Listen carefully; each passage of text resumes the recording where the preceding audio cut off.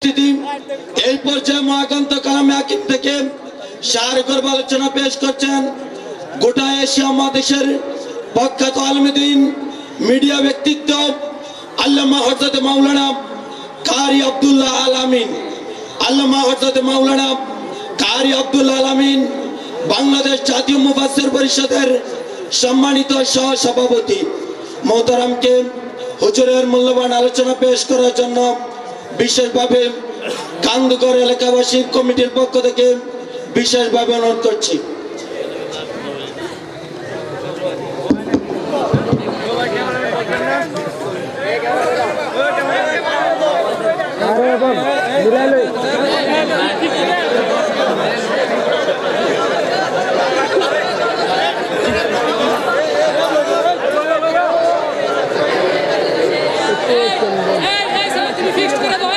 السلام عليكم ورحمة الله وبركاته. السلام عليكم ورحمة الله وبركاته.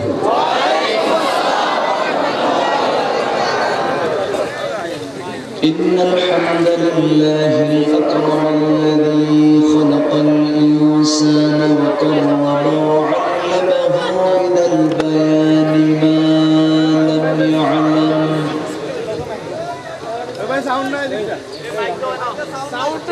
فسبحان الذي لا يحصى امتنانه باللسان ولا بالقلم. نشهد أن لا إله إلا الله وحده لا شريك له، ونشهد أن سيدنا وحبيبنا ومولانا محمدا عبده ورسوله الذي أرسله بالحق بشيرا ونذيرا وداعيا إلى الله بإذنه وسراجا وقمرا منيرا. فقد قال الله تعالى في كلامه المجيد وفرقانه الحميد: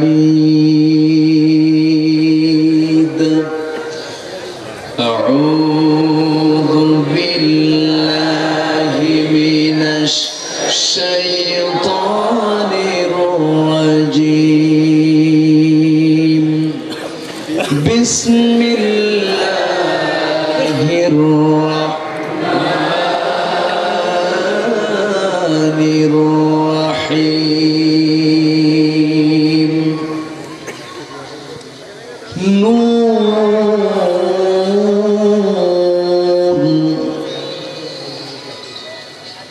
والقلم وما يسطرون.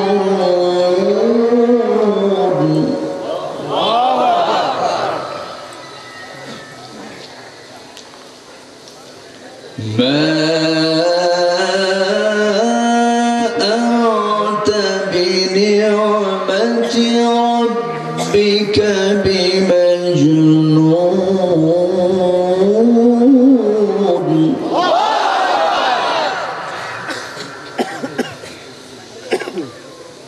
وإن لك لأجرا غير ممنون، وإنك لعلى خلق عظيم.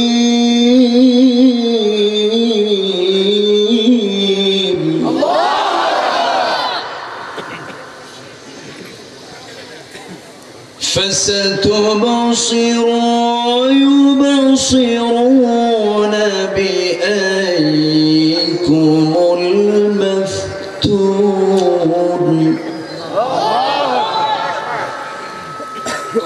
إن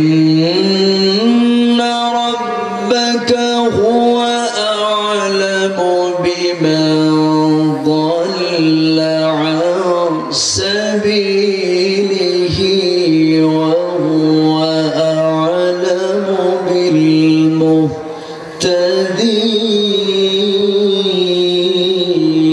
بالمهتدين اللهم صل على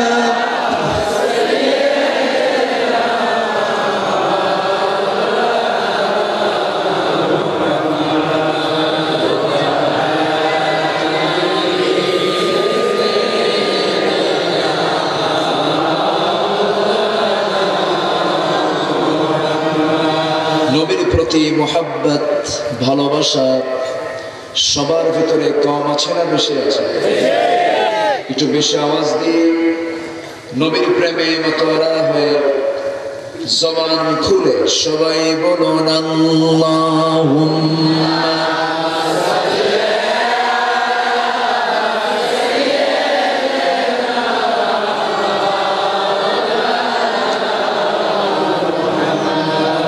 وعلى آل سيدنا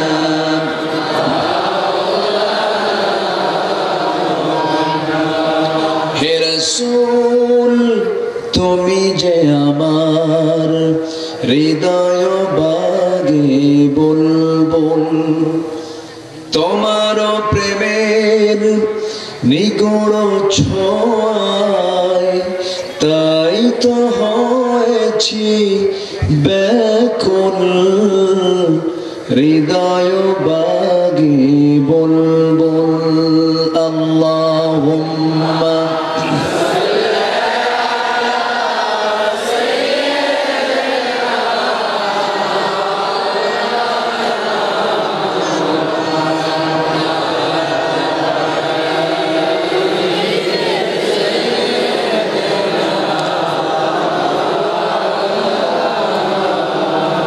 সবাই বলুন বালাগাল উলা বিকামালিহি কাশাফাত তুজা বিজামালিহি হাসনাত জামিউ খিসালিহি সাল্লু সিরাজুল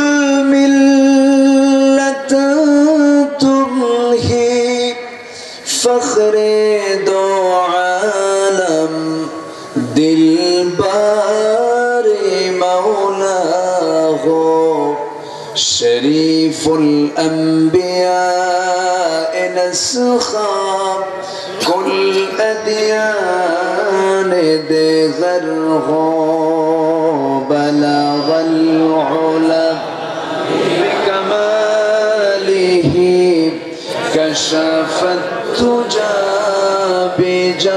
بجماله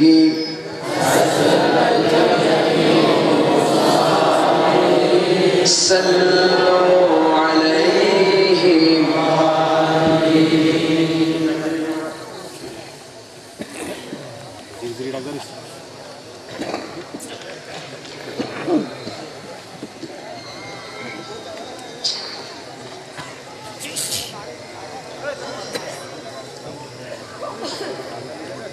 দেশের দক্ষিণাঞ্চল কুমিল্লা জেলার ব্রাহ্মণবাড়িয়া উপজেলার রাজাবাড়ি বাইতুল আমান জামে মসজিদ মাহফিল ইন্তেজাম কমিটি কর্তৃক আয়োজিত 11তম বার্ষিক ইসলামী মহাসম্মেলনের সম্মানিত সুযোগ্য সভাপতি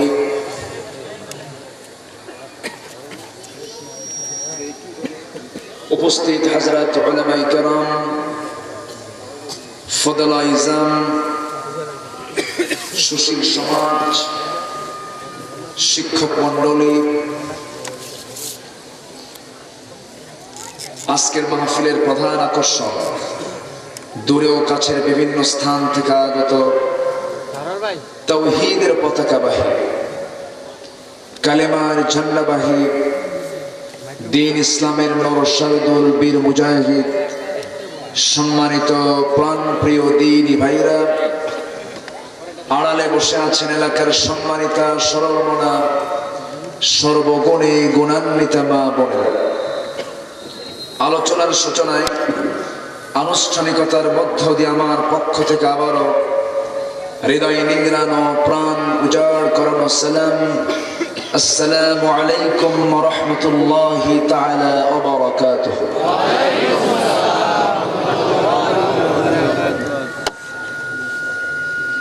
আমরা আল্লাহ তাআলার শুকর আদায় করি যে মহান রব্বুল ইজ্জতুল জালাল আমাকে আপনাকে সারাদিনের সকল কাজকর্মের ইতি টেনে সকল ক্লান্তি দূর করার জন্য যখন ধীরে ধীরে বিছানার দিকে চলে যাওয়ার কথা, ঠিক সে মুহূর্তে আমরা কিসের যেন টানে আমরা এসেছি এমন একটি জান্নাতের টুকরায় যে মনিব আমাকে আপনাকে আসার মতো বসার মতো তৌফিক দিলেন। সেই মহান মাবুদের দরবারে আমরা সবাই লাখ কোটি সুজুদ শুকর আদায় করি।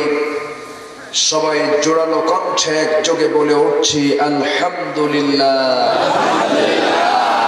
আবারও বলছি আলহামদুলিল্লাহ।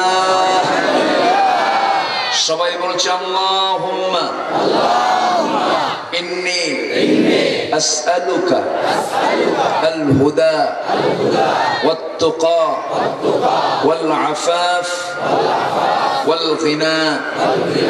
সবাই বলুন আল্লাহুম্মা লাকা আসলামতু ওয়া বিকা আমানতু ওয়া আলাইকা তাওয়াক্কালতু ওয়া ইলাইকা আনাবতু। আমরা আল্লাহ তাআলার শুকর আদায় করে নিলাম। সম্মানিত দিনী ভাইরা, আমরা এখানে হাজির হয়েছি, উপস্থিত হয়েছি। আমাদের মূল লক্ষ্য মন গড়া কোনো কথা শোনা না আল্লাহর কথা শোনা। আল্লাহ যে কথাগুলো বলেছেন, আল্লাহর যে বক্তব্য তিনি দিয়েছেন, সে বক্তব্যের যে মূল সোর্স, তার সকল কথা আছে কোন কিতাবে?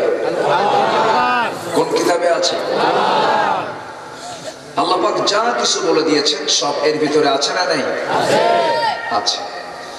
সেই সর্বকালের সর্বযুগের সর্বশ্রেষ্ঠ মহাগ্রন্থ আল কোরআনুল কারীমের গুরুত্বপূর্ণ একটি সূরা সূরাতুল কালামের প্রথম দিকে 4-5টা আয়াত আমি তেলাওয়াত করেছি। এই তেলাওয়াতকৃত আয়াতকে সামনে রেখে আমি কিছু কথা উপস্থাপন করতে চাই। আল্লাহ পাক আমাকে আমল করার নিয়তে বলার এবং আপনাকেও শোনার তৌফিক দান করুন, আমিন। সম্মানিত ভাইরা, কোরআন আল্লাহ পাক যে যুগে নাজিল করেছেন সেই যুগে তথ্য প্রযুক্তির কোনো উপস্থিতি ছিল? ছিল কোনো দ্রুতগামী যানবাহন? আকাশে বিমান যে ওড়ে সেই বিমান ছিল? আধুনিক তথ্য প্রযুক্তির কোনো উপস্থিতি সেই যুগে ছিল না। সেই যুগে কোরআন নাজিল হলো। আজকের এই জ্ঞান বিজ্ঞানের চরম উৎকর্ষ সাধনের যুগেও কোরআন ব্যর্থতা নিয়ে আছে না সফলতা নিয়ে আছে? কেউ কি ভুল প্রমাণ করতে পেরেছে এবং পারবে? সম্ভব? সম্ভব নয়। বরঞ্চ কোরআন দিয়ে সব যাচাই হবে। কোরআন ভুল প্রমাণ করবে, কিন্তু কোরআনের কোনো ভুল কেউ প্রমাণ করতে পারবে না। এত বড় শক্তিশালী কিতাব, এত বড় মজবুত কিতাব কোরআন আমার আপনার চোখের সামনে থাকার পরেও গোটা পৃথিবী জুড়ে মুসলমান আজকে শাসকের কাতার থেকে ছিটকে পড়ে আজকে মুসলমান জাতি আজকে শাসিত জাতি হয়েছে। শুধু শাসিত বললেও ভুল হবে। নির্যাতিত, নিপীড়িত, নিষ্পেষিত, পদদলিত, লাঞ্ছিত, বঞ্চিত। কেন? এটার মূল কারণ আমরা যদি প্রশ্ন করতে যাই কেন হলো এটা, এটার মূল কারণ হলো সেই মজবুত কিতাব থেকে মুসলিম জাতি আজকে অনেক অনেক অনেক অনেক দূরে চলে গেছে, ঠিক কিনা? অনেক দূরে থাকার কারণও আছে, কারণ আছে না নাই? এর পিছনে অন্যতম কারণ হলো ইহুদি খ্রিস্টানরা সর্বক্ষণের জন্য এটাই তাদের প্রস্তুতি, সেটা হলো মুসলমান যেন কোনো ক্রমে কোরআনের জ্ঞানে জ্ঞানবান না হতে পারে। সম্মানিত ভাইয়েরা, কোরআন তেলাওয়াতে কোনো বাধা নাই, কোরআন তেলাওয়াত হয় কোনো সমস্যা নাই, কিন্তু কোরআনের অর্থ তাফসীর শুনতে বাধা আছে না নাই? আসতে বলবেন না, আছে না নাই? আচ্ছা, সম্মানিত ভাইয়েরা, কোরআন শুনতে বাধা এটা আজকের নতুন কোনো বিষয় নয়। কোরআন শুনতে বাধা সৃষ্টি করেছিল আবু জাহেল, করেনি? বাধা দেয়নি? দিয়েছিল। আবু জাহেলরা বলেছিল وقال الذين كفروا لا تسمعوا لهذا القرآن والغوا فيه لعلكم تغلبون। কাফেররা বলেছিল তোমরা কোরআন শুনতে যাও না, কোরআন শোনা থেকে বিরত থাকো, তোমরাই বিজয়ী হয়ে যাবে। কিন্তু আল্লাহর বক্তব্য হলো ইন্নামাল মুমিনুনা আল্লাযীনা ইযা যুকিরাল্লাহু ওয়াজিলাত কুলুবুহুম ওয়া ইযা তুলিয়াত আলাইহিম আয়াতুহু যাদাতুহুম ঈমানা ওয়া আলা রাব্বিহিম ইয়াতাওয়াক্কালুন। জোরে বলুন আল্লাহু আকবার। আল্লাহ বলছেন ঈমানদার তো তারাই যখন তার নাম তার সামনে জিকির করা হয় তার দিলটা আল্লাহর ভয়ে কম্পিত হয়ে যায়।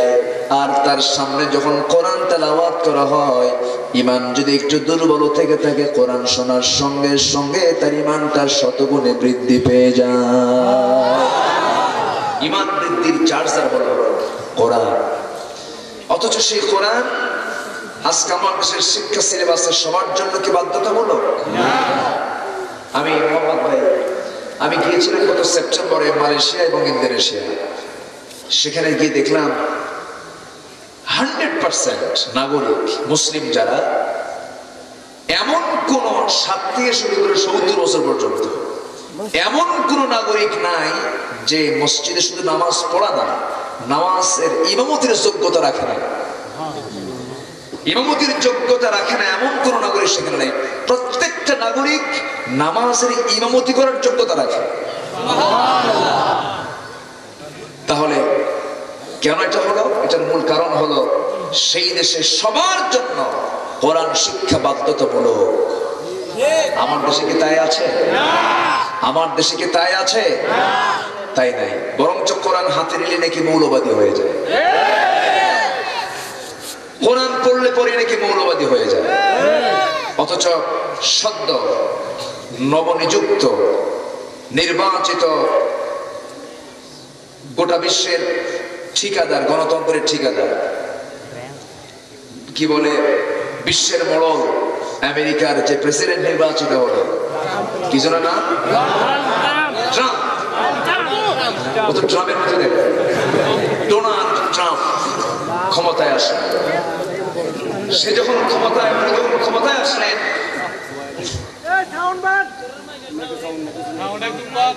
এটা তাকে বলেছি, এখন বলে লাভ নাই। একটু প্রবলেমটা আমি আগে ফিল করেছি, এই নকটা আমি আগে দিয়েছি, যেটা রিপোর্ট করবে মনে হয় জনগণ কিছুক্ষণের মধ্যে। মাইক্রোফোনও ঠিক আছে, কোনো সমস্যা নাই, কিন্তু ব্যাটে বলে হচ্ছে না। কারণ ব্যাট এক জায়গায়, বল আরেক জায়গায়, তাহলে কি হয়? হবে না। আমি তো ওই সাউন্ড বক্সকে আমি দেখতে পাই, বুঝলো? সাউন্ড বক্স হচ্ছে আসলে যেটা হর্ন, যেটা মাইক, যেটা এটাই সুন্দর। এটা চঞ্চল একটা শব্দ, একটা কম্পমান সিস্টেম। কিন্তু এখন করে ফেলছে, এখন উপায় নাই, এখন কষ্ট করে একটু শোনে। আমরা যা আছে বলি আলহামদুলিল্লাহ। এখন ঠিক করতে গেলে এখন মাথা ঠিক থাকবে না। যা আছে বলেন আলহামদুলিল্লাহ। সম্মানিত ভাইয়েরা, একটু কান লাগান। তো ডোনাল্ড ট্রাম্প ক্ষমতার মসনদে আসলেন। ক্ষমতার মসনদে যখন আসলেন, তাকে শপথ বাক্য পাঠ করানো হলো। তার হাতে দেওয়া হয়েছিল তাদের ধর্মীয় গ্রন্থ বাইবেল। কি দেওয়া হয়েছিল? বাইবেল দেওয়া হয়েছে। বাইবেল হাতে নিয়ে ক্ষমতার শপথ অনুষ্ঠানে, খ্রিস্টানরা যদি শপথ অনুষ্ঠানে তাদের ধর্মীয় গ্রন্থ বাইবেল হাতে নিতে পারে, তারা যদি মৌলবাদী না হয়, মুসলমান কোরআন হাতে নিলে কেন মৌলবাদী হবে? বরঞ্চ কোরআন হচ্ছে আমার জীবন চলার পথ, এটা হচ্ছে আমার গাইডলাইন। কোরআন সব জায়গায় প্রয়োজন আছে না নাই? আসতে বলবেন না, আছে না নাই? কোরআন হলো আল্লাহর পক্ষ থেকে রিসালাত। আল্লাহ পাক আমাকে এই চিঠি দিয়েছেন, এই চিঠিখানা ভালো করে পড়তে হবে, আয়ত্ত করতে হবে, বুঝে নিতে হবে। বুঝে নেওয়ার পর আমি যদি সুন্দর করে উত্তর প্রস্তুত করতে পারি, সে উত্তরগুলো নিয়ে আমাকে সোজা আল্লাহ পাক জান্নাত দিয়ে দিবেন। সেই কোরআনের উত্তর তৈরি করতে হবে কি মরার পরে না মরার আগে? মরার আগে। আমার বন্ধুগণ, সেই জন্য আল্লাহ রাব্বুল আলামিন এই কিতাবটা দিয়ে বান্দাকে বলছেন, ফাআইনা তাযহাবুনা ইন হুয়া ইল্লা যিকরুল লিল আলামিন লিমান শাআ মিনকুম আইয়াস্তাকিম ওয়া মা তাশাউনা ইল্লা আইয়াশা আল্লাহু রাব্বুল আলামিন। জোরে বলুন আল্লাহু আকবার। তুমি কোথায় যাও, কোন দিকে দৌড়াও, পৃথিবীর তন্ত্র মন্ত্র তোমাকে কল্যাণ, তোমাকে মুক্তি দিতে পারবে না। পৃথিবীর তৈরি করে যে মতবাদ তোমার জন্য কল্যাণ বয়ে আনবে না। সব তন্ত্র মন্ত্র বাদকে তুমি প্রত্যাখ্যান করে কোরআনটাকে ধরো। কোরআন তোমাকে সুপারিশ করে জান্নাতুল ফেরদাউসের মেহমান বানাইয়া নেবে। এই কোরআন দেওয়া হয়েছে রাসূলকে 23 বছরে। কত বছরে? 23 বছর। এখন কি শোনা যায়? এখন কি শুনতে পাচ্ছেন? আমার আওয়াজ কি শুনতে পাচ্ছেন সবাই? বলি আলহামদুলিল্লাহ। রাসূলকে আল্লাহ পাক দিয়েছেন। তো আমি যেখান থেকে তেলাওয়াত করেছি, সেই তেলাওয়াত সূরার নাম হলো সূরাতুল কালাম। সূরাতুল কালাম। কালাম মানে হচ্ছে কলম, যা দিয়ে কি হয়? লেখা হয়। এই সূরাটা আল্লাহ পাক রাসূলকে ওই সময় দিলেন যে সময় রাসূল ছিলেন মক্কার বাসিন্দা। মক্কার যখন তিনি বাসিন্দা ছিলেন, তখন মক্কার গোত্র প্রধান, মক্কার সিটি মেয়র ছিল হলো আবু জেহেল। মক্কার city mayor K? Abu Jahl. রাসূল ছিলেন তখন একজন সাধারণ নাগরিক। আমার নবীজিকে এই আয়াতগুলো সেই সময় দেওয়া হয়েছিল যে সময় রাসূলের উপরে নানা অপবাদ, নানা গালিগালাজ যখন শুরু করা হয়েছিল। রাসূলকে কোরআনের ভাষায় মোটামুটি 7টি অপবাদ দেওয়া হয়েছিল, 7টি গালি তারা দিয়েছিল। রাসূলকে তারা বলেছিল গণক, রাসূলকে বলেছিল কবি, জাদুঘর, লেজ কাটা পাগল। এইরকম করে রাসূলকে বিভিন্ন গালে গালমন্দ করার অপচেষ্টায় যখন তারা লিপ্ত ছিল, সঙ্গে সঙ্গে আল্লাহ পাক রাসূলকে সান্ত্বনার বাণী দিয়েছেন। তার মধ্যে একটা সূরা হলো সূরাতুল কালাম।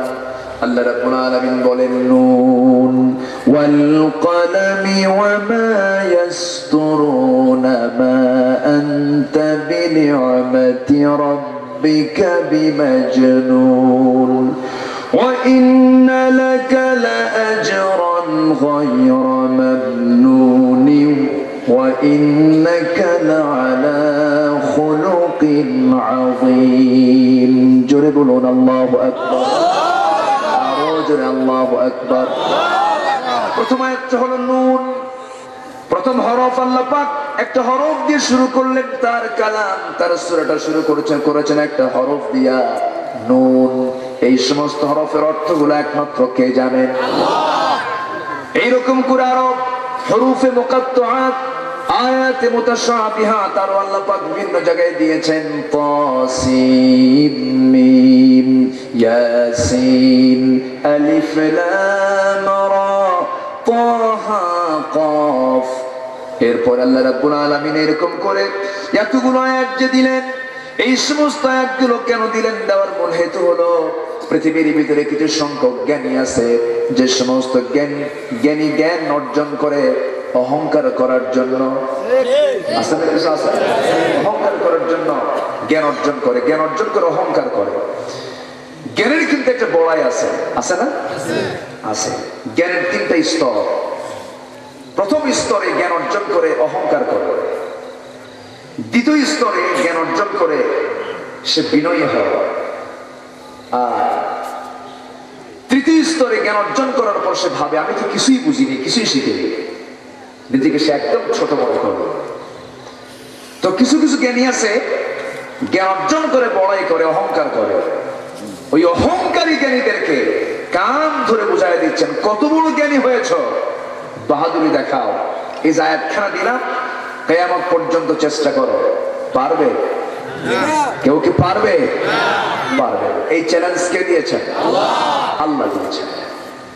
এই চ্যালেঞ্জটা দিয়ে আল্লাহ রাব্বুল আলামিন বলেন নুন ওয়াল কলামি ওয়া মা ইয়াসতুরুন মা আনতা বিনি'মাতি রাব্বিকা বিমাজনুন। নবীজি, আমি আপনাকে বুঝাইয়া দিচ্ছি, আমি কসম খাচ্ছি, ওয়াল কলম, কলমের কসম, যা দিয়ে লেখা হয়। যদি একটা বস্তুর কসম খাচ্ছেন, কিন্তু কলম এমন একটা উপাদান যা একটা খোঁচা দিলে পরে রাইট রং হয়ে যায়, রং রাইট হয়ে যায়। কলমের খোঁচার গুরুত্ব আছে না নাই? কলম দিয়ে লেখা হয়, লেখার গুরুত্ব কথার গুরুত্বের চাইতে অনেক বেশি। রোজার মতো ইবাদতকে মহান রব্বুল আলামিন লিখিত আকারে ফরজ করেছেন। কুতিবা আলাইকুমুস সিয়াম কামা কুতিবা আলাল্লাযীনা মিন ক্বাবলিকুম লাআল্লাকুম তাত্তাকুন। তোমাদের জন্য আমি সিয়ামকে লিখিত আকারে পাশ করেছি। লেখার গুরুত্ব কম না বেশি? জমির দলিল হয় মুখে না লিখে? লিখে হয়। লেখার গুরুত্বটা বেশি। কলমের খোঁচা দিয়া দিনকে রাত করা যায়, রাতকে দিন করা যায়। কলমের খোঁচা দিয়া নিরপরাধ মানুষের বিরুদ্ধে ফাঁসির রায় লেখা যায়, আবার খুনের আসামিকে বেকসুর খালাস দেওয়া যায়। কলমের এত দাম। আজকে যারা কলমকে সঠিকভাবে ব্যবহার করছো না, তোমাদের বিচার শুধু আখিরাতে না, দুনিয়াতেও হবে। হবে না? হবে না? হবে। জোরে বলুন ইনশাআল্লাহ। ফেরাউন মরছে কোথায়? কে সুবাইছে? ডুবান নাই? শুধু ফেরাউন ডুবছে? ওয়া গারাকনা আলা ফিরাউন। 14 গোষ্ঠী খতম করেছেন কে? সে আল্লাহ আছেন না নাই? নমরুদ বাড়াবাড়ি করেছিল। নমরুদ বলেছিল আল্লাহ কই? আল্লাহরে মারতে যাচ্ছে। আল্লাহরে মারতে যায়। আল্লাহ বলেন তুই আমারে মারবি, ন্যাংরা মশা বাড়াই দিলাম। যা। কি মশা? ন্যাংরা মশা। নাকের মধ্যে ঢুকলো। ন্যাংরা মশা মাথার ভিতরে ঢুকে শুধু ভন ভন করে, আরাম পায় না, শান্তি পায় না। শেষে জুতার পিছন খায় পড়ল। সম্মানিত ভাইয়েরা, যুগে যুগে যারা ইসলামের বিরোধিতা করেছে, আল্লাহর আইনের বিরোধিতা করেছে, তাদের পতন হয়েছে কিনা? হয়নি। পতন হয়নি? হয়েছে। সত্যের পক্ষে কে আছেন? সত্যের পক্ষে এবং আমার সঙ্গে কে আছেন? আল্লাহ আছেন। আমার ভাইয়েরা, আজকে সত্য কথা বলতে গেলে একটা শ্রেণী, একটা পক্ষ, সঙ্গে সঙ্গে তাদের চেহারা অন্যরকম হয়ে যায়। মাহফিল, যাত্রা, সার্কাস সব চলে। মাহফিলে যখন কোরআনের কথা বলা হয় তখন বলে হুজুর একটু সাবধানে কথা বলেন, খুব সমস্যা, খুব চাপ। খুব চাপ। কি চাপ? হুজুর প্রশাসনের চাপ। এক মাহফিল আমাকে এরকম করে বলা হলো, আমি বললাম ভাই আমার তো খুব চাপ। আপনার আবার কিসের চাপ? আমি বললাম যে আমি তো আল্লাহর পক্ষ থেকে চাপে আছি, আল্লাহ পাক আমাকে চাপে রেখেছেন। আল্লাহ বলতেছেন ওয়াকুলু কাওলান সাদীদা, যা বলবা সত্য বলবা। সম্মানিত ভাইরা, গোপন করার কোন সুযোগ নাই। হককে হক বলতে হবে, বাতিলকে বাতিল বলতে হবে। বাতিল শক্তির কাছে মাথা নত করা যাবে না। গত 4 তারিখ এই মাহফিল ছিল, 4 তারিখে এই ডেটটা আমি দিয়েছিলাম 4 তারিখ, পরে এটাকে মাইগ্রেট করে 7 তারিখ দেওয়া হয়েছে। কেন জানেন? গত 4 তারিখে মাহফিল ছিল হলো আমার পিরোজপুর জেলার সাইদখালী গ্রামে। আমার কথা কি বুঝতে পারলেন? গ্রামের নামটা চিনলেন তো? সেখানে মাহফিল ছিল। আমি গেলাম প্রথমে গাড়ি নিয়ে, সে গাড়ি থেকে নেমে আমাকে হোন্ডায় তুললো, হোন্ডা থেকে রিক্সায় তুললো, রিক্সা থেকে ভ্যানে তুললো, ভ্যান থেকে আমাকে বলা হলো হুজুর টুপি খুলে, টুপি খুললাম। আমার কথা কি বুঝতেছেন? এরপরে মাহফিলে গেলাম, শুনে একজন বলতেছে হুজুর চেয়ারম্যান সাহেব নাই। এটা তো মনে চিনতেছেন মনে হয় আপনারা, যিনি উপজেলা চেয়ারম্যান মহোদয় উনি নাই। উনি কোথায়? উনি মোবাইল বন্ধ করে বসে আছে কোথাও। তো আজকে তো মাহফিল হওয়ার কথা না, প্রথম দিন মাহফিলের গেটে আগুন ধরায় দিয়েছে। এই ওয়াজ কেবল শুরু করছে আমার সাথে। তো বললাম যে বলেন কি করতে হবে? হুজুর আজকে মাহফিল করবেন কবরে আর আসমানে। আমার কথা কি বুঝতেছেন? তো আমি বললাম আচ্ছা ঠিক আছে। এরপর আমি যে মাহফিলে গিয়েছি ওই যে গ্রামে, ওই গ্রামে আমি তো জানি না যে ওখানে এত বড় মেহমান বসে আছে, যিনি কোরআনের পাখি, তার স্ত্রী, তার ওয়াইফ, চাচি আম্মা যা দেখে উনি বসে আছেন মাহফিলে। তো দেখা হলো, আমি দেখা করলাম, কথাবার্তা বললাম। উনি বলতেছে বাবা তোমার চাচার নামে কোনো দোয়া করা যাবে না। কেন? তো তোমার সুরের মধ্যে তো তোমার চাচা নিতে হবে। আমার কথা কি বুঝতেছেন? উনি বললেন সময় আছে, বহু সময় পাওয়া যাবে, দরকার নেই, ওরা যা পায় তাই সব। আমি স্টেজে উঠলাম, আমার ডান পাশে ওসি সাহেব আর বাম পাশে মুক্তিযোদ্ধার কমান্ডার কিরামুন কাতিবি। আমার কথা কি বুঝতেছেন? এই হচ্ছে অবস্থা।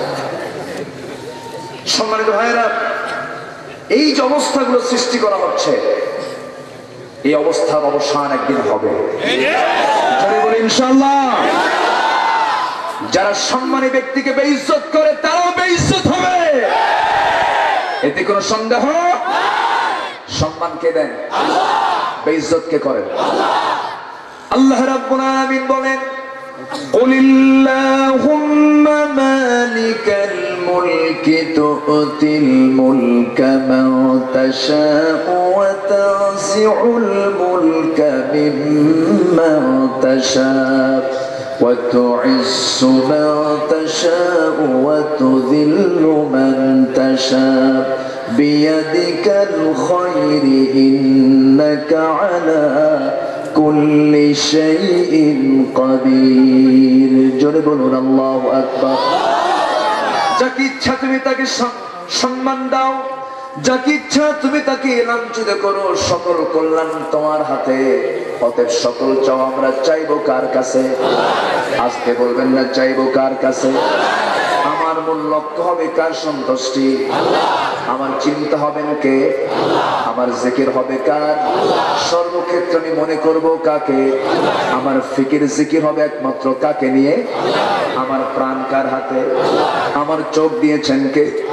আমার হাত দিয়েছেন কে? আমার রক্তনালীগুলো প্রবাহগুলো করেন কে? আমার হার্টটা নিয়ন্ত্রণ করেন কে? সব আল্লাহ করেন। অতএব আমার কাজ, আমার ডিউটি হবে আল্লাহকে নিয়ে। আমি আল্লাহকে নিয়ে বাঁচতে চাই, আমি আল্লাহকে নিয়ে মরতে চাই। আল্লাহ পাক বলছেন সেই সমস্ত বান্দা আমার নিকটতম গোলাম আল্লাযীনা ইয়াযকুরুনাল্লাহা কিয়ামান ওয়া কুউদান ওয়া আলা জুনুবিহিম ওয়া ইয়াতাফাক্কারুনা ফি খালকিস সামাওয়াতি ওয়াল আরদ ربنا ما خلقت هذا باطلا জোরে বলুন আল্লাহু আকবার। ইমানদার তো তারাই যারা আল্লাহকে স্মরণ করে দাঁড়িয়ে থেকে বসে থেকে শয়নে স্বপনে সব সময় কাকে স্মরণ করে? আল্লাহর সৃষ্টি নিয়ে গবেষণা করে শেষ পর্যন্ত বলে আল্লাহ তুমি কোন সৃষ্টি অবান্তর সৃষ্টি করো নাই। বান্দার মুখ থেকে সর্বক্ষণ থাকবে কার জিকির? আল্লাহর জিকির। এক শিক্ষক ক্লাসে ঢুকে এক ছাত্রকে দাঁড় করায় বলতেছে এই ছেলে তুমি জীবনে বড় হয়ে কি হতে চাও, তোমার জীবনের লক্ষ্যটা কি? ছাত্রকে স্যার আমার জীবনের লক্ষ্য একটাই, কি? বিয়ে করা। কি করা? বিয়ে করা। শিক্ষক বলতেছে আমি তোমাকে তো এই দিকের চিন্তা করে তোমাকে প্রশ্ন করিনি, আমি তোমাকে প্রশ্ন করেছি তুমি জীবনে বড় হয়ে কি হতে চাও? স্যার জামাই হতে চাই। শিক্ষক খেপে গিয়ে বলে তুমি কি বোঝো না আমার কথা? তুমি জীবনে বড় হয়ে তোমার আব্বা আম্মাকে কি উপহার দিতে চাও? স্যার নাতি নাতনি। এখন বিষয়টা হলো ওর ভিতরে এখন একটাই ঘুরপাক খাচ্ছে, ও কি করবে? বিয়ে করবে। তো আমাকে যে যেটাই বুঝাক, যে দল যে চিন্তা যে তন্ত্র যে মন্ত্র যেটাই আমাকে বুঝাক না কেন, আমার মন্ত্র একটা, আমি কারে চাই? আমি কারে চাই? আল্লাহকে চাই। আর আল্লাহকে পেতে হলে কোন কিতাবকে ধরতে হবে? কোরআনকে ধরতে হবে। আমার নবীজি বিদায় হজের ভাষণে বলে দিলেন তোমাদের কাছে রেখে গেল আমি দুটি মহা উপহার, কোরআনের পুত মঙ্গল বাণী মর্ম উপদেশ যার। লাকাদ তারাকতু ফীকুম আমরাইন লা তাদিল্লু মা তামাসসাকতুম বিহিমা। তোমাদের কাছে আমি দুইটা জিনিস রেখে গেলাম, একটা কোরআন আর একটা হাদিস। এই দুটাকে শক্ত করে ধরবে, পৃথিবীর কোন শক্তি নাই তোমাকে পরাজিত করতে পারে। সেই কোরআন আছে না নাই? আমার বন্ধুগণ, তাহলে কলম খুব গুরুত্বপূর্ণ একটা বিষয়। কলমের খোঁচা আজকে ব্যবহার হচ্ছে অধিকাংশ ভালো জায়গায় না খারাপ জায়গায়? ভালো জায়গায় না খারাপ জায়গায়? খারাপ জায়গায় ব্যবহার হচ্ছে। সেই জন্য কলমের গুরুত্ব অত্যাধিক। সেই কলমের কসম কি রাসূলকে জানানো হচ্ছে নুন ওয়াল কলামি ওয়া মা ইয়াসতুরুন মা আনতা বিনি'মাতি রাব্বিকা বিমাজনুন। কলমের কসম, যা দিয়ে লেখা হয়, হে রাসূল আপনাকে যে যা বলে বলুক আপনি কখনো পাগল নন। আমি ঘোষণা করে দিলাম। রাসূলকে বলা হয়েছে গণক, রাসূলকে বলা হয়েছে জাদুঘর। আবু জেহেল একদিন হাতের মধ্যে একটা জিনিস নিয়ে, বস্তু নিয়ে হাতের মধ্যে গোপন করে ধরে বলছে মুহাম্মদ বিন আব্দুল্লাহ বলো তোমার হাতের মধ্যে কোন জিনিসটা আছে? এই প্রশ্ন করার সঙ্গে সঙ্গে আমার নবীজি বললেন চাচা আপনি যে আমাকে প্রশ্ন করেছেন, কিন্তু আপনি তো হাতের মধ্যে গোপন করে আমাকে প্রশ্ন করলেন, আমি এটার জবাব দেব কেমনে? রাখলেন আপনি, আমি বলবো কেমনে? আবু জেহেল বলে তাহলে তুমি আল্লাহর নবী হও কেমনে? তুমি যে আল্লাহর নবী তার প্রমাণ কি? এমন কথা বলার সঙ্গে সঙ্গে আমার নবীজি বলে দিলেন ও চাচা আপনি চ্যালেঞ্জ ছুড়লেন আমার দিকে। জিবরাইল বলছেন ইয়া রাসূলুল্লাহ কি কোনো চিন্তা করবেন না, আপনি বলে দেন তার হাতের মধ্যে অমুক জিনিসটা আছে। জিবরাইল বলে দিলেন। রাসূল যখন বলে ফেললেন, আবু জেহেল বলতেছে মুহাম্মদ তুমি এটা পাইলা কোথায়? রাসূল মুস্কি হাসি মেরে বললেন এই জন্য কি আমি আল্লাহর পয়গম্বর। আবু জেহেলকে মুহাম্মদ তুমি তো গণক হয়ে গেছো। কি হয়ে গেছে? গণক হয়ে গেছে।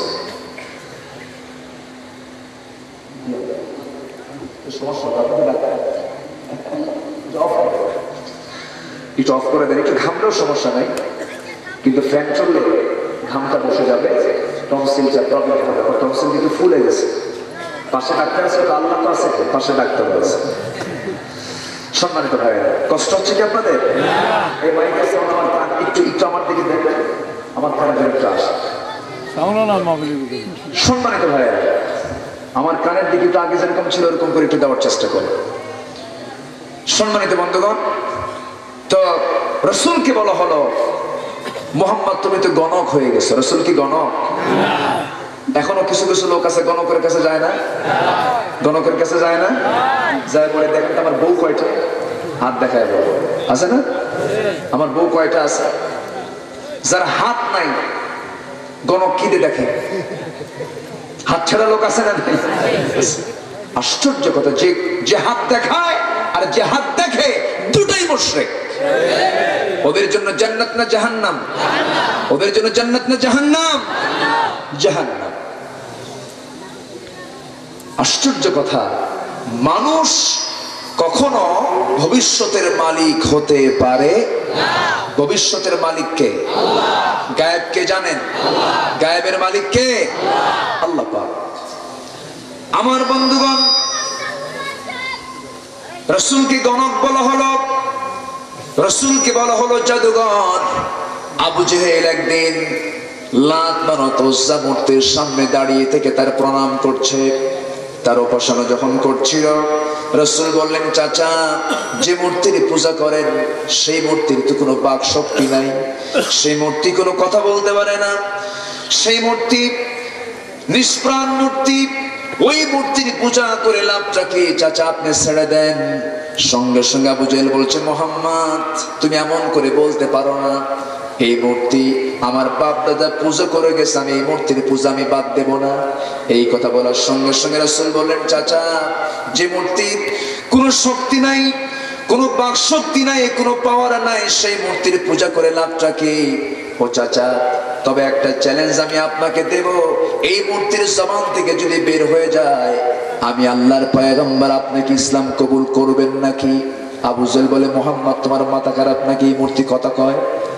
দেখছেন, ঠিকই বোঝে। রাসূল বললেন, চাচা যদি কথা বলে? আবু জেহেল বলছে, অসম্ভব ব্যাপার, এই মূর্তি কখনো কথা বলতে পারে না, কারণ এই মূর্তি আমি নিজের হাতে বানাইছি, এর ভিতরে কি আছে তাও আমার জানা আছে, এর পিছনে একটা বাঁশও ঢুকাইছি। কি ঢুকাইছে? বাঁশও ঢুকাইছি, সব বোঝে। রাসূল বললেন, চাচা যদি মূর্তির জবান থেকে যদি বের হয়ে যায় আমি আল্লাহর পয়গম্বর, আপনি কি ইসলাম কবুল করবেন নাকি? সঙ্গে সঙ্গে আবু জেহেল বলছেন, মুহাম্মদ তাই যদি হয়ে যায় আমি কেন তোমার চাচী সহ ইসলাম কবুল করব? আমার নবীজি শুধু নখটা উঁচু করলেন, আমার নবীর নখের পাওয়ার কে দিয়ে দিয়েছেন? আসতে বলবেন না, কে দিয়ে দিয়েছেন? আকাশে চাঁদ দেখা যায় রাতের বেলা, এই আকাশের চাঁদ দ্বিখণ্ডন করেছিলেন মুহাম্মদুর রাসূলুল্লাহ সাল্লাল্লাহু আলাইহি ওয়াসাল্লাম। কার ইশারায়? কার ইশারায়? আল্লাহর ইশারায় নখটা শুধু উঁচু করেছেন। সেই রাতেও আবু জেহেল প্রশ্ন করেছিল, জটিল প্রশ্ন করেছিল রাসূলকে, কেমন করে বিশাল সম্মেলন করেছিল আবু জেহেল, মক্কি জিন্দেগীর ঘটনা। বিশাল সম্মেলনের ডাক দিয়া আবু জেহেল, উতবা, সাইবা, মুগীরারা রাসূলকে জব্দ করার জন্য বিশাল প্ল্যান হাতে নিয়েছিল। বিদেশি মেহমানকে দাওয়াত দিয়েছিল, শক্তিশালী পাওয়ারফুল একজন নেতাকে দাওয়াত দিয়েছিল। সেই নেতার নাম হলো হাবিব বিন মালিক। তাকে নিয়ে বিশাল সম্মেলন কক্ষে দুটা দামি দামি চেয়ারে আবু জেহেল বসে পড়ল। বিদেশি মেহমান হাবিব বিন মালিক বসে পড়লেন। আবু জেহেলের পরিকল্পনা হলো এই সম্মেলন কক্ষে হাজার হাজার মানুষের সামনে মুহাম্মদ বিন আব্দুল্লাহকে ডেকে পাঠাবো, তাকে বসার জন্য কোনো সুযোগ দেব না, আমরা দুজন চেয়ারে বসে থাকবো, তাকে সামনে দাঁড় করায় রাখবো, তাকে জব্দ করে রাখবো। আমার আল্লাহর পরিকল্পনা হলো, আবু জেহেল আমার হাবিবকে তুই কেমনে তুই জব্দ করার প্ল্যান করতেছিস? আমি সিদ্ধান্ত নিয়েছি আমার রাসূলকে ওই সম্মানিত চেয়ার আমি বসায়া ছাড়বো। সুবহানাল্লাহ। এরপরে কি হলো? রাসূলকে যখন আমন্ত্রণ জানানো হলো, বিদেশি মেহমান সম্মানিত চেয়ারে বসা, আবু জেহেল আরেকটা চেয়ারে বসা, আর কোনো বিকল্প চেয়ার নাই। রাসূলকে যখন আসতে বলা হলো, রাসূল চলে আসলেন। আমার নবীজি কাছাকাছি যখন চলে আসলেন, আসার সঙ্গে সঙ্গে বিদেশি মেহমান মনে মনে চিন্তা করতেছে, জীবনে বহু সুন্দর মানুষ দেখেছি, এমন সুন্দর মানুষ তো আমার কোনোদিন চোখে পড়ে নাই। নবীর চেহারার দিকে তাকানো মাত্র ছাত্র শিক্ষককে দেখলে যেমন আস্তে আস্তে আপনা আপনি চেয়ার থেকে দাঁড়িয়ে যায়, বিদেশি মেহমান রাসূলকে দেখা মাত্র আস্তে আস্তে করে চেয়ার থেকে দাঁড়ায় গেলেন আর বলতেছেন, মুহাম্মদ বিন আব্দুল্লাহ তুমি এই চেয়ারে বসো। রাসূল বলছেন, ও বিদেশি মেহমান, আপনি আমারও মেহমান, তারও মেহমান, আপনার চেয়ারে আপনি বসেন। রাসূল সহজে বসতে চাইলেন না, কিন্তু বিদেশি মেহমান তাকে জোর করে যখন চেয়ারে বসায় দিতে লাগলে রাসূল বসতে বাধ্য হলেন। রাসূল চেয়ারে বসে গেলেন, বিদেশি মেহমান সামনে দাঁড়ানো। আবু জেহেল মনে মনে চিন্তা করে, আমি এখন কেমনে বসে থাকি? আবু জেহেল নিজের চেয়ার ছেড়ে দিয়ে বলে, স্যার আপনি বসেন। আমার কথা কি বুঝতেছেন? আবু জেহেলের চেয়ার বিদেশি মেহমান দখল করেছেন। নবীজির চেয়ার আল্লাহ দিয়ে দিলেন, দুজন দুই চেয়ারে বসা। আর যে চেয়ার বানানো তার কোনো চেয়ার নাই। সামনে আবু জেহেল মাটিতে সোজা বসে বলতেছে, মুহাম্মদ জীবনে বহু জালাম জ্বালাইছিস, আজকে একটা প্রশ্ন আছে। কি প্রশ্ন? ওই আকাশের চাঁদ তোকে খণ্ডন করতে হবে। বিদেশি মেহমান মনে মনে করে, প্রশ্ন জীবনে বহু শুনছি, এরকম অদ্ভুত প্রশ্ন তো কোনোদিন শুনিনি। সম্মানিত ভাইয়েরা, অপমান যদি কেউ কাউকে করতে চায়, সে নিজে অপমানিত হয়। সেই সুযোগ আসবে। জোরে বলি ইনশাআল্লাহ, আর জোরে বলি ইনশাআল্লাহ। আমার নবীজি প্রশ্নের সম্মুখীন হলেন। বলা হলো, আকাশের চাঁদ তোমাকে খণ্ডন করতে হবে। রাসূল চুপ মেরে থাকলেন। জিবরাইল বলে দিলেন, ইয়া রাসূলুল্লাহ, আপনি রাজি হয়ে যান। আমার নবীজি বললেন, চাচা জীবনে বহু প্রশ্ন করেছেন, আজকের প্রশ্নের জবাব দেওয়ার জন্য আমি প্রস্তুত, তবে আমার কিছু সময় লেগে যাবে। আবু জেহেল বলতেছে, এক সেকেন্ডের সময় পাবি না। মানে আবু জেহেল টের পাচ্ছে মনে হয় মুহাম্মদ এই কাজটাও করে ছাড়বে। বিদেশি মেহমান বলতেছে, ওরে আবু জেহেল, সে তো কিছু সময় চাইলো, তোকে মৃত্যুর দিন পর্যন্ত সময় দিয়ে দিলাম, আকাশের চাঁদ দুই ভাগ কর। আবু জেহেল মনে মনে করে, আমি কারে নিয়ে আসলাম? আমি নিয়ে আসলাম আমার জন্য, সে হয়ে গেল মুহাম্মদের জন্য। যেরকম আল্লাহু আকবার। হেদায়েতের মালিক কে? আসতে বলবেন না, হেদায়েতের মালিক কে? আল্লাহ পাক। আমার ভাইরা, আমার নবীজি আল্লাহর দরবারে প্রার্থনা করলেন, প্রার্থনা মঞ্জুর হয়ে গেল। নখটা শুধু উঁচু করলেন, উঁচু করার সঙ্গে সঙ্গে আকাশের চাঁদ ইনশাক্কাল কামার, বুখারী শরীফের হাদিস, দুই টুকরা হয়ে গেল। দুই টুকরা যখন হয়ে গেছে, বিদেশি মেহমান মনে মনে চিন্তা করে, এটা তো সাধারণ কোনো মানুষ না, আখির জামানার পয়গম্বর। আমার নবীজির হাতে বায়াত নিয়ে বিদেশি মেহমান বলে ফেললেন, কালিমা লা ইলাহা ইল্লাল্লাহু মুহাম্মাদুর রাসূলুল্লাহ সাল্লাল্লাহু আলাইহি ওয়াসাল্লাম। রাসূল বলেন, চাচা আপনি কালিমা পড়েন। আবু জেহেল কয়, জাদু একখান দেখেন। যেরকম নাউযুবিল্লাহ, যেরকম নাউযুবিল্লাহ। হেদায়েতের মালিক কে? আসতে বলবেন, হেদায়েতের মালিক কে? আল্লাহ পাক। আমার নবীজি ওই মূর্তির দিকে তিনি তার নখটা উঁচু করলেন। নিষ্প্রাণ মূর্তির জবান থেকে বের হয়ে আসলো, আশহাদু আল্লা ইলাহা ইল্লাল্লাহু ওয়াহদাহু লা শারীকা লাহু ওয়া আশহাদু আন্না মুহাম্মাদান আবদুহু ওয়া রাসূলুহু। এই দৃশ্যের অবতারণা যখন হলো, উপস্থিত 9-10 জন কুরাইশ বলে ফেলতেছে, মুহাম্মদ বিন আব্দুল্লাহ আমাদের সামনে যে অবস্থা, যে সিচুয়েশনটা তিনি ডিসপ্লে করলেন, আবু জেহেল আমরা কে মুশরিক থাকতে পারি নাকি? আমরাও পড়লাম লা ইলাহা ইল্লাল্লাহু মুহাম্মাদুর রাসূলুল্লাহ সাল্লাল্লাহু আলাইহি ওয়াসাল্লাম। আবু জেহেল বলে, মুহাম্মদ তুমি তো জাদুঘর হয়ে গেছো। এইরকম করে রাসূলকে গণক বলা হলো, জাদুকর বলা হলো, রাসূলকে বলা হলো কবি। কেমন করে কবি বলল আবু জেহেল? আমার নবী আল্লাহর কালাম ঘরের মধ্যে তেলাওয়াত করেন, নবীর কাছে আল্লাহর কালাম নাযিল হয়েছে, আর সেই নবী যদি তেলাওয়াত করেন তা না কত সুন্দর সুমধুর হবে। আমার নবীজি সুমধুর কণ্ঠে যখন তেলাওয়াত শুরু করতেন, প্রত্যেক রাত আবু জেহেলের ডিউটি ছিল, সন্ধ্যার পর থেকে সারা রাত আমার নবীর কণ্ঠে সে তেলাওয়াত শুনতো, আমার নবীর ঘরের কোণে কোণে দাঁড়ায়া। আমার নবীজি তেলাওয়াত করেন, আবু জেহেল গোটা রাত দাঁড়িয়ে দাঁড়িয়ে তার তেলাওয়াত শুনতে থাকে। এমন করে নিত্য রাত যখন চলতেছিল, হঠাৎ করে এক রাতে শুনতে শুনতে সকাল কখন হয়ে গেছে টের পায় নাই। সকাল যখন হয়ে গেছে, ঘরের আরেক কোণার দিকে তাকায় দেখে ওই কোণায় উতবা সাইবা মুগীরা আবু সুফিয়ানরাও শুনতেছে। আবু জেহেল ধমক মেরে কয়, এই জায়গায় দাঁড়ায় থেকে কি করিস? তুই কি করিস? বুঝেছেন? সব কোরআন শুনতেছে। আবু জেহেল বলে ফেলল, কি যে মজা মুহাম্মদ কোরআনের মধ্যে দিয়ে দিয়েছে, এত মজা পাই কেন? মুহাম্মদ কবি হয়ে গেছে। আল্লাহ রাব্বুল আলামিন বললেন, ওয়া মা আল্লামনাহু আশ-শি'রা ওয়া মা ইয়ানবাগী লা। আমি আমার রাসূলকে যে কবিতার শিক্ষা দিয়েছি এই জন্য তিনি কবি হবেন তা কিন্তু নয়। এটা কারো কবিতা নয়, এটা কারো সাহিত্য নয়, বরঞ্চ ইন হুয়া ইল্লা যিকরুল লিল আলামিন। এটা কার কথা? আসতে বলবেন না, কার কথা? এর মধ্যে কি নাই? এর মধ্যে কি নাই? মেডিকেল সায়েন্স আছে না নাই? আমরা মার পেটে ছিলাম কয় মাস? এখন 10 মাস লাগে, 6 মাস। এখন 6 মাসে চলে আসে বাচ্চা, 6 মাসে ম্যাচিউর হয়ে যায়, 6 মাসে সন্তান পৃথিবীতে চলে আসে।